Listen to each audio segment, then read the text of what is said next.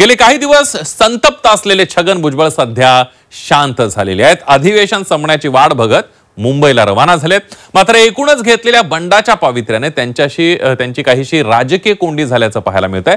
भुजबळांचं राजकीय वजन कमी झालंय का असा प्रश्न उपस्थित होतोय। बघूया त्याबद्दलचा एक स्पेशल रिपोर्ट।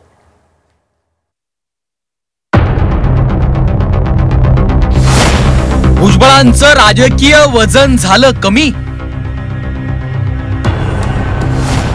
भुजबळांसमोर नाही कोणताच राजकीय पर्याय।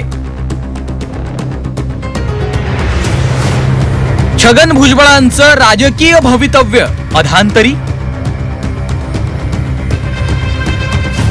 ओबीसी राजकारण करणारा आक्रमक चेहरा अशी छगन भुजबळांची ओळख। अजित पवारांनी मंत्रिपद न देऊन अन्याय केल्याचा आरोप भुजबळांनी केलाय। भुजबळ अधिवेशन सोडून नागपुरातनं नाशिकमध्ये आले। नाशिकमध्ये त्यांनी समता परिषदेचे मेळावे घेतले। अजितदादा सुनील तटकरेंना इशारे दिले, पण पुढे काहीच झालं नाही। अधिवेशनाची धावपळ संपल्यावर भुजबळांची समजूत काढू असं सांगून त्यांनी भुजबळांच्या इशाऱ्यांना फार महत्त्व देत नसल्याचे संकेत दिलेत।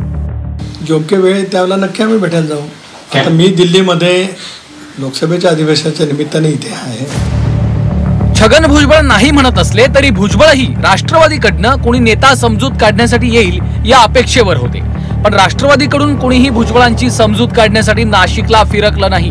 जेव्हा माध्यमांनी चर्चेसाठी कुणी येणार का, त्यांच्याशी बोलणार का असं विचारलं असता आधी त्यांना येऊ तर द्या असं भुजबळांनी सांगून आपण वाट पाहत असल्याचे संकेत दिले।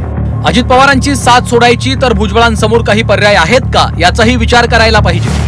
महायुतीच्या धर्माशी प्रतारणा होईल म्हणून भाजप भुजबळांना पक्षात घेणार नाही। एकनाथ शिंदेशी छगन भुजबळांचं सख्य राहिलेलं नाही। शरद पवारांचा भुजबळांवर विश्वास राहिलेला नाहीये। शरद पवारांच्या लेखी भुजबळांची उपयुक्तताही राहिलेली नाही।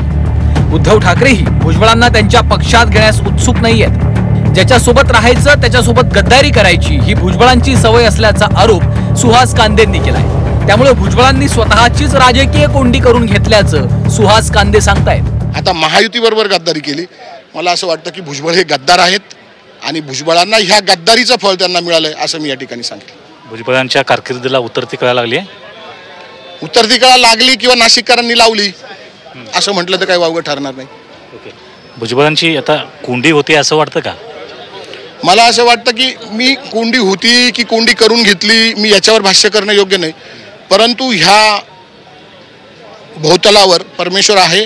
त्यांनी केलेल्या पापाचं त्यांना कृत्य केलं, गद्दारी केली, त्या गद्दारीचं फळ त्यांना मिळालं असं मी या ठिकाणी म्हणेन। भुजबळांनी बंडाचं निशाण फुंकलं असलं तरी भुजबळांचं टायमिंग चुकल्याचं राजकीय विश्लेषक सांगतायत। छगन भुजबळ किती प्रमाणामध्ये काय करू शकतील, कारण शेवटी त्यांच्या बंडाला पण एक मर्यादा आहे। कार्यकर्ते किती पेटून उठले तरी सुद्धा ते पुढे काय करणार। बरं, आता कार्यकर्त्यांनी ज्या प्रकारची भाषा वापरली आहे किंवा छगन भुजबळांनी ज्या प्रकारची भाषा वापरली आहे, पण आता अजित पवारांकडून त्यांना काही मंत्रिपद किंवा काही मिळेल असं दिसत नाही। अजित पवार त्यांना राज्यपाल पद वगैरे देतील असं पण दिसत नाही। भाजपला ते किती महत्वाचे वाटतात यावर अनेक गोष्टी अवलंबून आहेत। शिवाय छगन भुजबळांच्या हातामध्ये त्या अर्थानं वय नाही, हातामध्ये वय नाही।